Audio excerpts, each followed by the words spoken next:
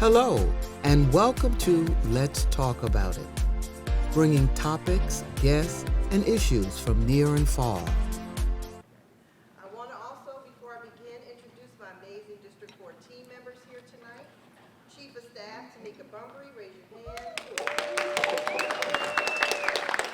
Our Administrative Aide, Bria Archie. Our Director of Policy and Communications, there she is at work, Jovina Brown. And our Constituent Services and Municipal Outreach Liaison couldn't be here with us tonight. But I just want you all to know I could not do this job without them. And I appreciate them for their hard work and their support of me.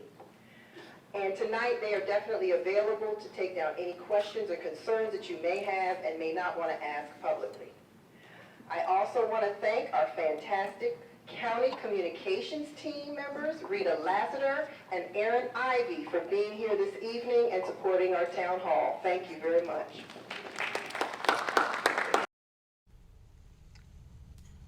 Hey, boss. Okay? Yeah, I'm good. You sure? I said I'm fine.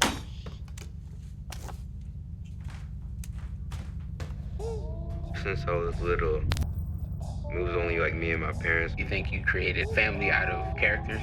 Yeah, of course. I'm gonna take that, make it into a song.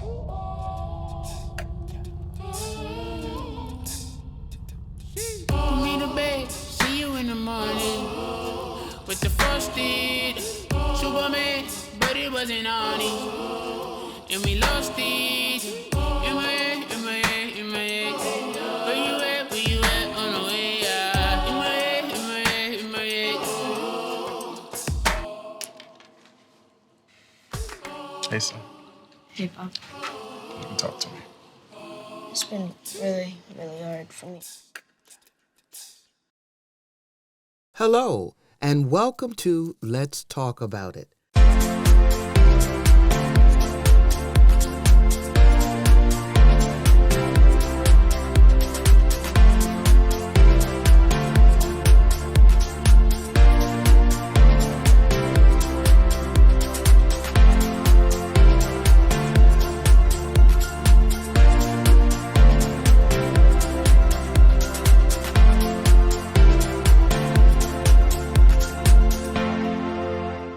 In regard to expectations, our session this evening is meant to be interactive.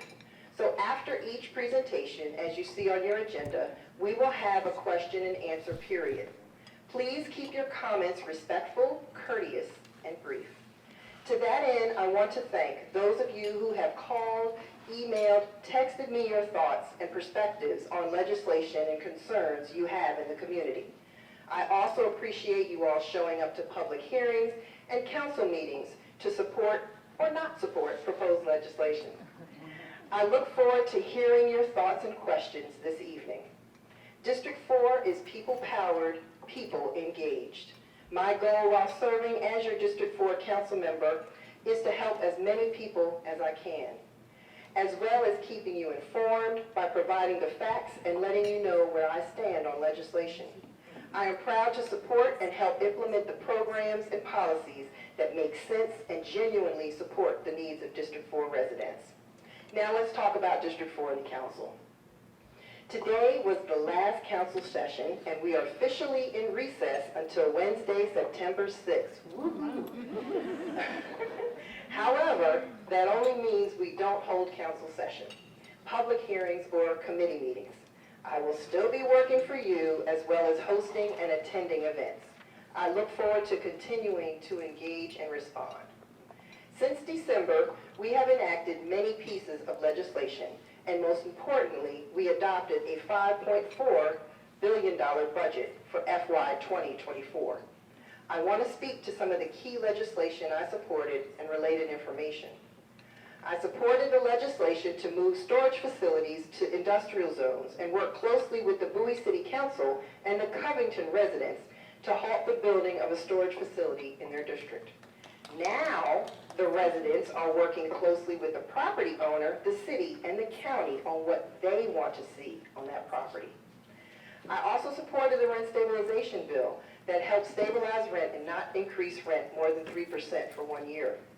The bill included a provision that a work group be formed to discuss the impacts of the legislation on the residents and the landowners. The recommendations of the work group will be shared towards the permanent legislation. I am currently working with the Greenbelt Homes Incorporated, which is a cooperative of homeowners, and the bill sponsor to have her consider exempting them from the bill.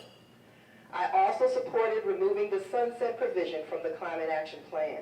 I continue to support the work of the Climate Action Task Force to ensure the county is moving toward meeting our climate action goals. I will host an annual environmental conference in the spring next year to bring together county agencies, nonprofit environmental organizations, and climate action leaders to educate the community on climate change and how we, as individuals, can take real action in combating climate change and reducing greenhouse gases. Thank you. To that end, litter is a problem in our communities. And that litter is unsafe and unhealthy and contributes overall to problems for our climate. I think cleanup days are a great way to clean up our communities. However, it only lasts for 1 day. I developed a program that will consistently remind residents to keep our cleanup efforts ongoing. So I am championing what I have coined as the Pick It Up campaign that will kick off on September 30th. This campaign will begin with a cleanup day in each area of our District 4, specifically targeting Bowie, Greenbelt, Lanham, and Glendale. Our ongoing campaign will consist of social media and e-blasts on what we must do moving forward to eliminate the litter problem. We will engage our youth in a contest to kick off the campaign. Please be sure to pick up a flyer, and I look forward to your support. I am looking for community ambassadors, so please let the D4 team know if you are interested in leading a cleanup effort in your community.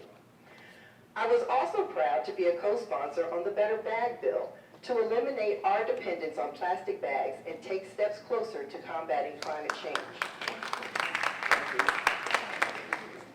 In regard to development, I supported legislation to limit the density for development at the Freeway Airport and former Frank's Nursery properties, and will continue to support keeping those properties at the lower density, specifically as it pertains to the Bowie-Mitchellville sectional map amendment.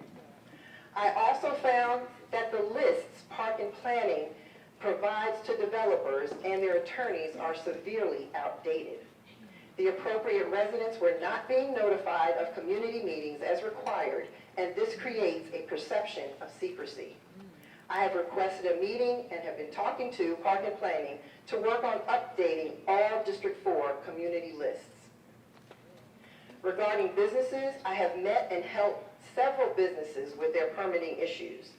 The council held a public meeting with DPI to outline the concerns our residents have with the agency and hear how they plan to fix things. There is still much fixing to be done, and I respect what they're doing and the limited staff that they have, but we've got to do better. I have sponsored many pieces of legislation and planning to propose some in September. I took this session to listen, learn, and understand what the real needs are and what, if any, legislation is necessary. I'm working on a cannabis bill to further prohibit where people can smoke, as well as an environmental bill focusing on tree canopy. I welcome your suggestions, as most legislation stems from community ideas and suggestions. Yesterday, we held our first meeting sitting as the Board of Health to address the long emergency room wait times. I'm sure you may have seen it on the news. We wanted to hear from the hospitals about their challenges and how they plan to shorten the wait times. We also met our health consultant and her priorities, and she is planning to provide each council member a needs assessment for their respective districts. I look forward to working with her, our hospitals, and other organizations to address some of the very serious health concerns of the residents. I will summarize and share the information in my District 4 e-news when I receive it. During today's session, we had a full agenda. We went from 10 o'clock to 3 o'clock. Our first major action, including the council The council voted to reject the fire commission nominees put forward by the county executive. I abstained because I believe it is about the process and fixing the process. We also voted unanimously to appoint Jocelyn Rout to serve on the school board, filling the position vacated by school board member Curtis Valentine. Her appointment will conclude on July 1st, 2024, as the state passed a bill that our school board will move forward as an all-elected board. We held public meetings on the Healthy Restaurant Program proposed by Vice Chair Walla Bouye and County Real Property is Surplus Property. Both bills moved forward for enactment. We also moved forward and voted to enact the ordinance concerning convenience stores, gas stations, and tobacco shops, specifically clarifying the space allotted for display and sales of tobacco and cannabis-related products. We moved forward on universal design and voted for a resolution to create a universal design implementation work group. There was a lot accomplished today, and I encourage you to watch the video of the session on the county's website. Other topics I supported over the last 7 months: public safety is a passion of mine, and our public safety officials, including increasing the numbers of firefighters and police officers. Programs supporting families, including rental assistance, security cameras, senior citizen, and youth programs. Environmental issues such as stormwater management, flooding, climate change. Affordable housing options, procurement and assistance programs for businesses, road, park, and trail improvements, library and workforce development programs, and nonprofit partners who fill a critical gap. In addition to the Pick It Up campaign, I will host 2 more senior citizen luncheons this month for a total of 5. Another HOA roundtable in the fall to support our HOAs, provide much needed grant funds to county nonprofits, and you can view the organizations I funded for FY23 on the county website. Applications for fiscal year 24 will be available in August. I will continue to work in partnership with the city councils of Bowie and Greenbelt and work closely with our school board member and the new superintendent to support D4 schools, parents, teachers, students, and administrators. Speaking of schools, the council participated in a meet and greet with our new superintendent, Millard House, today. It was a great meeting and he presented thoughtful answers to our questions. I did invite him to the meeting, but of course it was short notice, so he couldn't make it. But we have a wonderful representative here from our school board, Zipporah Miller, who will share some important information with you. And Zipporah, I would like to bring you up now so you can share information, and then we'll move into our question and answer portion. Thank you. Thank you so much, Council Member. Good evening, everybody. Good evening. So, Zipporah Miller. Who is Zipporah Miller? I would be remiss. It is so important to me to honor my dad. He turns 90 this year, and he is my mentor. He turns 90 on July 28th. And as I stand here before you, something that he always told me since I was a little girl is like, Zipporah, when you take on something, you give it your all. You don't do it halfway, you give it your all. That's number 1. And number 2, he told you your role is to serve. And since my passion is children and equity and access, this is where I chose to serve. So thank you so much. So let me talk a little bit about where we are in terms of the school system. We do have a new superintendent, Superintendent Millard House. I have met with him, and I plan to have some additional one-on-one meetings with him. But one of the first things on my agenda was I need to bring him to District 5, so that there was a meet and greet, and you can get to meet him, and you can get to hear his vision for Prince George's County Public Schools. That meeting has been set for August 23rd, 2023. Information will be coming out soon at 6:30 p.m. and it will be held at the City Hall in Bowie. So there will be a meet and greet for all the constituents, for the community, for you to meet our superintendent. Many of you probably saw that he did hold a press conference, and I just want you to make you aware that the safety of our children is really, really important. So he did hold a press conference just to bring you up to date as to what we're doing. These are conversations that we've been having about ensuring that when students go to school, that they are safe. So there have been some additional safety measures that are in place. 1, the students will need to bring clear backpacks in middle and high school. the school district has worked with retailers around. Matter of fact, I was in Kohl's the other day and I noticed that they had clear backpacks. So they did alert the retailers so that there was supply of clear backpacks. There also will be a backpack giveaway during the back to school, it's called the Back to School Drive and Dash, and it will be at 3 places. 1, High Point High School, Flowers High School, Oxon Hill High School. They will be giving out a total of 10,000 backpacks, so they'll be available until, they'll be giving them away until all of the stock is gone. It starts at 9 a.m., so just have parents, community members go to one of those 3 locations and they can just pick up a clear backpack. He also talked about enhanced equipment. Some of the things that we did put in the budget were for enhancements in looking at the way technology is, looking at ways in which we can increase security in the school building. There will be some enhanced security equipment in high schools, and it will be done, it's a phase-in process. I am still asking for the schedule of how it will be phased in, and as soon as I get that, I will ensure that you know as constituents, please sign up so that you can get my emails. I send weekly emails. I will start sending a monthly newsletter. I am the chair of academic achievement. I chaired it last year and I asked to chair it again because equity and access is paramount for me. Every student should have an opportunity, the opportunity that they dream and the opportunity that they desire. So this year we're going to really dig deep in data and look at the programs that we have funded and really look at the impact and where we're going and how we're moving students. So that will be the goal for academic achievement this year.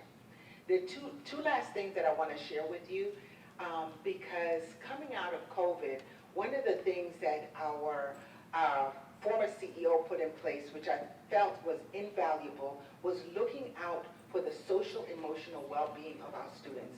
That partnership will continue. So we have a partnership with Hazel Health, and any student can access a physician or a therapist at any time during the school day or at home, as long as their parent signs up on the website.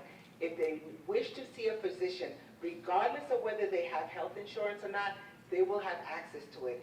This was mainly put in place to ensure that every child has access to a therapist for their social emotional well-being, because we can educate them, but we also need to make sure that they are well-rounded in terms of their social emotional well-being.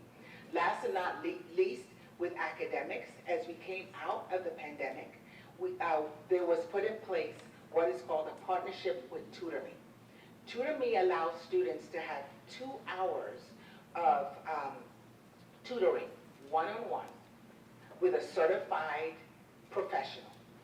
So they sign up for a tutor, they get one-on-one tutoring. It could be on homework help or on any subject that they desire. I want to learn more about biology. Even if I'm not taking biology, I still have access to a tutor. And with that said, that is it from me. Any questions? I am in District 5, and District 5 spans all of Bowie area. So our high school is Bowie High School. The middle schools are Samuel Ogle and Benjamin Tasker, and then we have C. Elizabeth Reed. And I also would be remiss if I didn't shout out that Bowie High School students graduated with over $14.9 million worth of scholarships. So give them a hand. And we also have 8 students for C.E. Reed who graduated from C.E. Reed, one of our special centers. And then we span from the Bowie area all the way to Patuxent Elementary School. And I also wanted to mention that in regard to backpack giveaways, there is one that will be held in Bowie, at the Bowie Gymnasium in August, and I believe it's the second weekend in August. So I'll certainly send out information to you on that, or you can go on the City of Bowie website and it is on there for you. So now we will take questions and hopefully have answers for you regarding all that we just shared with you. Do you all have any questions, comments, concerns that you want to share? Not y'all. Yes, ma'am. There was a shortage of, for some reason my name came up in a lot of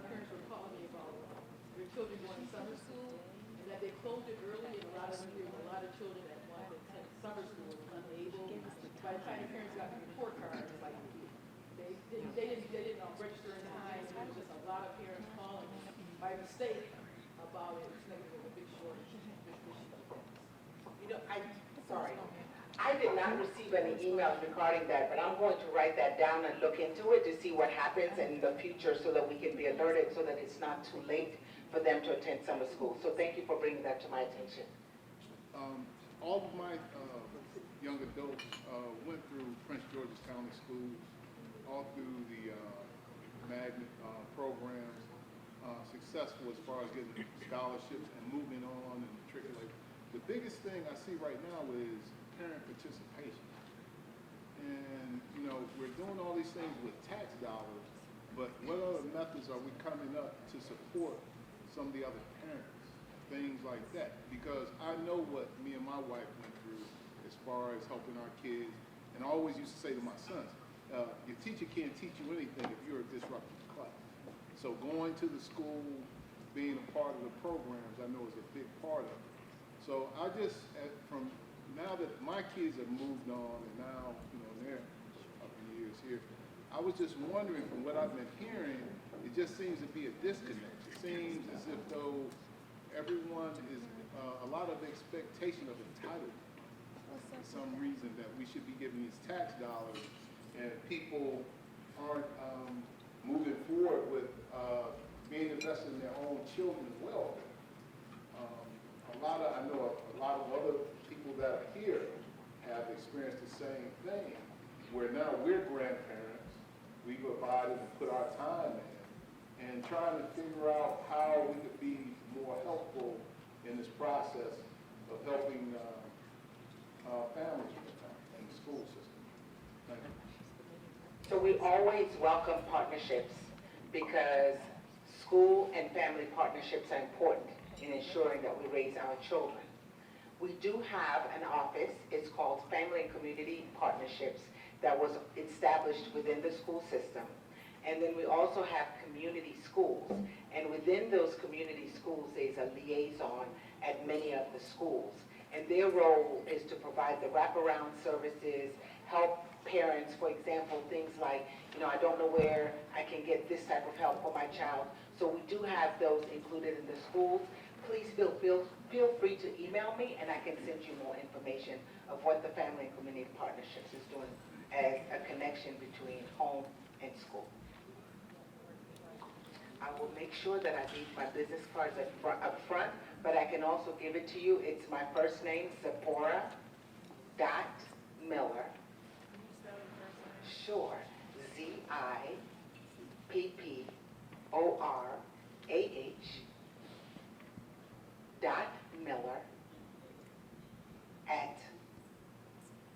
@pgcps.org.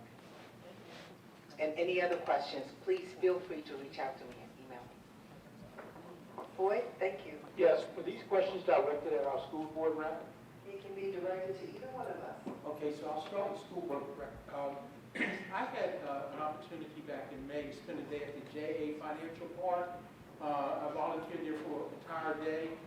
Financial literacy is absolutely critical for our students and our community to move forward.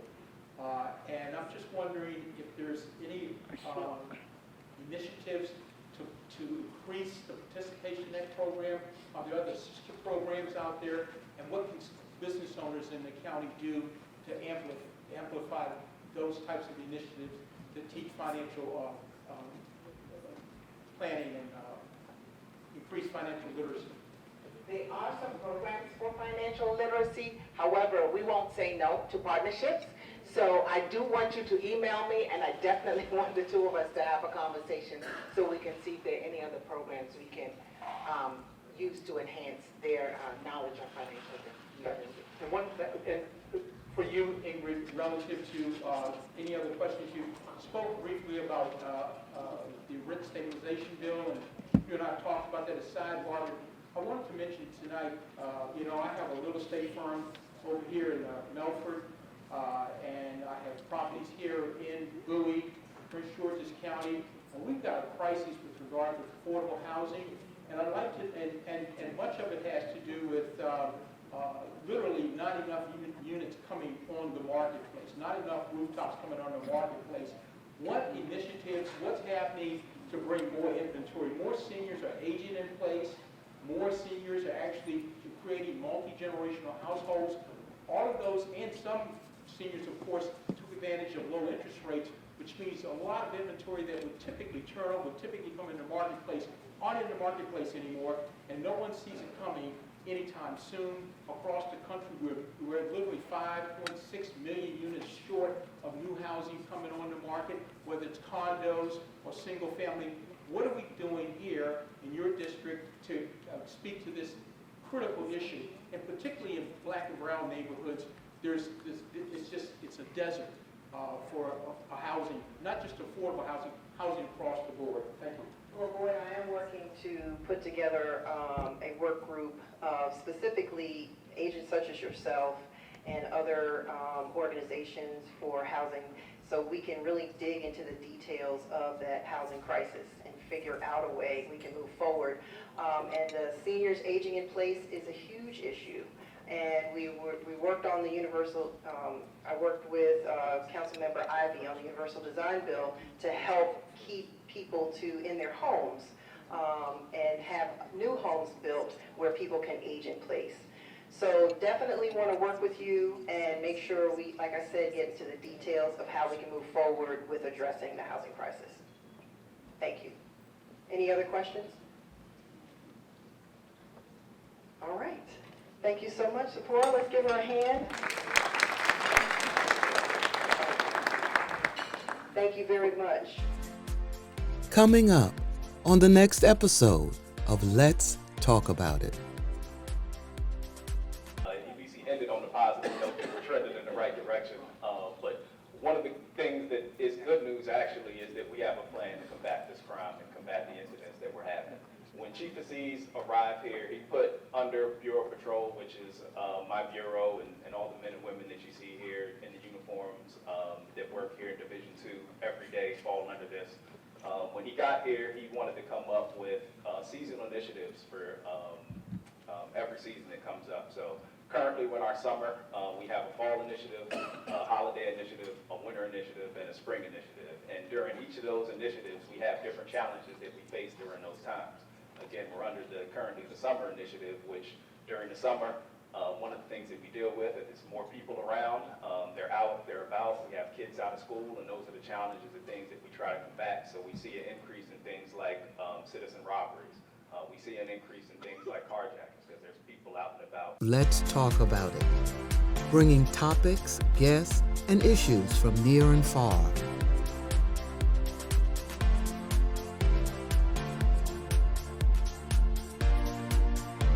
Let's Talk About It is here to communicate, educate, motivate, uplift, and inspire people all over the world. See you next time. Let's talk about it.